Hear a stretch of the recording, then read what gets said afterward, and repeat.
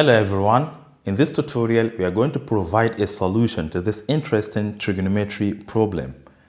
We are given that tangent x plus secant x is equal to 1.5 and we are asked to find sine x. So in this case, we would like to treat sine x as a variable. Let's get started. First of all, you should know that tangent x can be expressed as sine divided by cosine. So I write sine divided by cosine, right? Plus secant, remember it is reciprocal of what? Cos. So 1 over cos is the same thing as secant. So I have 1 divided by cosine x. This is equal to, what is 1.5? It's 3 divided by 2. 3 divided by 2. Let's add the left hand side. Having the same basis, which are bases? Having the same denominators, we can now add the numerator. So we have sine x plus 1 divided by cosine x. This is equal to 3 divided by 2. But before we continue, there is something very important you should note here. This is a real number, right? A number greater than 1. But observe, if sine x is -1, we have -1 plus 1 is 0. So we don't want anything that will make sine x to be equal to -1. We don't want it. And you know that the denominator cannot be 0 as well. Therefore, cos x, again, cannot be equal to 0. So let's continue. If we cross multiply, I would like to start with which one? This time, this will give us 2 sine x. This times 1 is plus 2. This is equal to what? This time that will be 3 cos x. Next, I would like to square both sides. Square this and square this. First time squared will give us 4 sine squared x plus 2 times this times this. 2 times this is 4 times this is 8 sine x, then this squared is 4, equals 3 squared is 9 cosine squared x.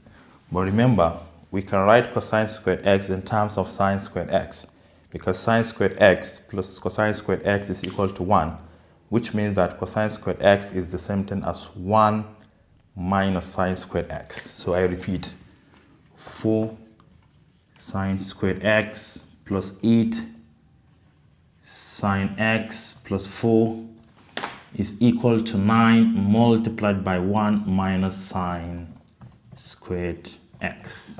Let's continue the other side.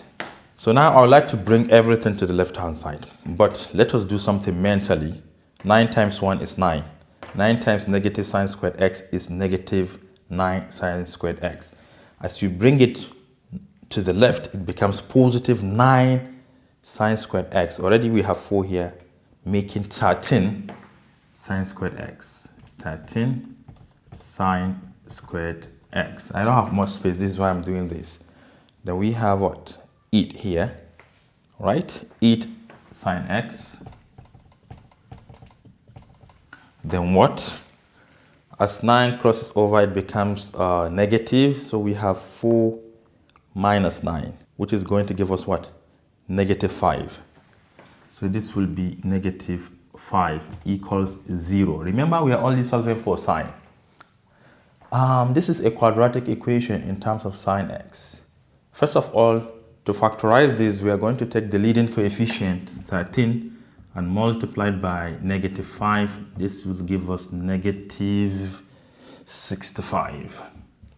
Then we think of two numbers, which when we multiply them together, we get this number, -65.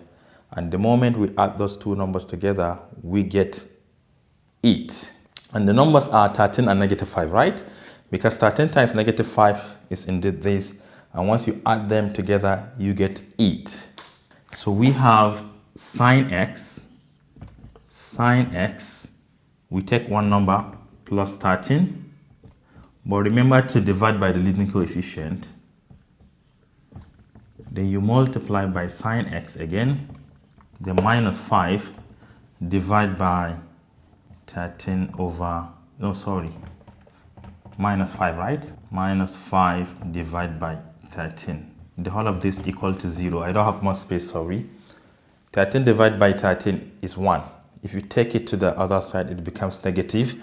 So the two solutions we have are sine x equals negative 1, or this is negative 5 over 13. As it crosses over, it becomes what? Sine x equal to positive 5 divided by 13. But remember that sine x cannot be negative 1. So we are going to discard this solution and consider this one. And hence, sine x is equal to 5 divided by 13. As simple as that.